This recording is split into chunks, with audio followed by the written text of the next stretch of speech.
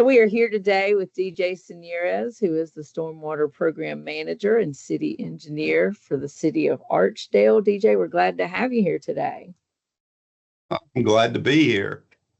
I'm going to start out with some questions, and we just look forward to getting to know you a little bit more. Can you tell us about how the field of stormwater management has evolved over the last 50 years, and how have you seen the challenges change? I think in the larger picture, the law has been in place. Some people can say as early as 1899, or more recently as 1948, and that defined our obligation for stormwater management.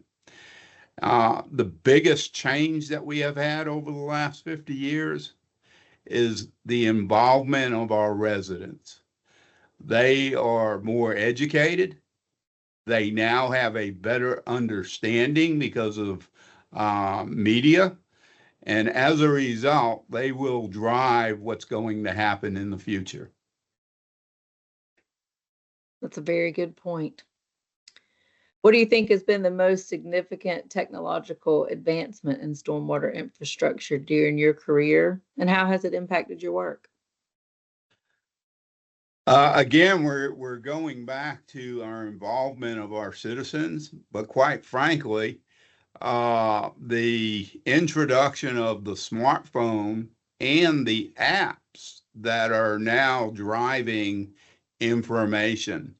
Our infrastructure is being installed by our contractors. Our contractors are now buying into documentation using their smartphones, and it's almost like it's completing the cycle of information. What do you think is the most challenging project that you've worked on in terms of stormwater infrastructure, and how did you overcome the challenges?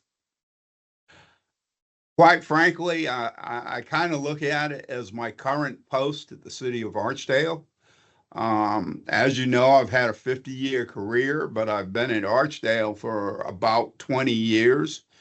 And the council, when they hired me, asked me to create a program that basically had purpose and presence and evolved so that we would be fully compliant.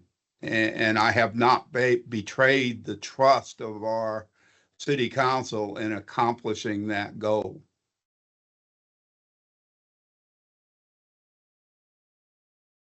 How have the regulatory changes and environmental concerns shaped the way that stormwater projects are designed and implemented today? That is a very complicated question, and quite frankly, there's two parts to it, I think. The lobbies at this point are continuing to try to remove regulations, and the citizens are forcing their involvement.